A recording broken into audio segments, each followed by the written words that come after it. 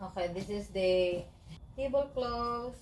Pre-love na siya, you guys. Gikan pa na siya sa grease. And the wallet. Ingon nila ka magsudon lagi daw kuno ka para lucky, but no need na guys, kamo na lang magpalihi, okay? Ayan.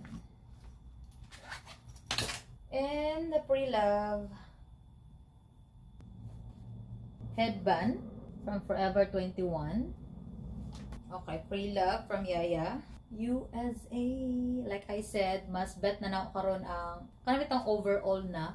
So dagan na tong mga pre-love stuff. Again, atong mga items is either pre-love, na issue, wala issue na ay gamay lang, or mga items from 66, and yeah, Dora day. Ay, ngarat kanyang Yaya, sorry. Okay, the belt. So the belt, paigot na ako siya. So inaninyo na ako siya guys. Kaysa if 1 by 1 photo na ako siya, maabtan taog siyam-siyam, and yeah. Continue, layahya ka lang. Okay, this is pre-love, medium, kids. Pre-love from Ati, one of Ati. Bell, Austria. Okay, this is from 66 Boutique to PIF, new without tag. Pero na siya issue, kita ba? Necklace, pakganar nga necklace. Money items nga napa siya sa PIF album, ako ana lang siyang gi-continue, then ako siyang gi-add with the tawag ni more clothing.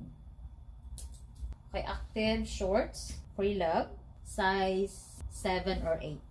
So nadak-an na ni siya.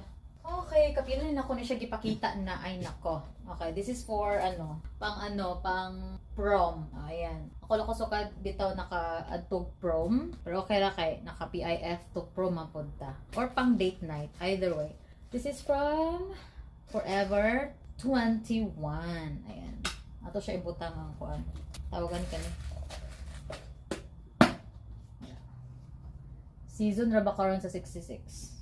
Okay, last one for the crate, number 1. Just a plain shirt. Okay, mauni siya. Okay, next.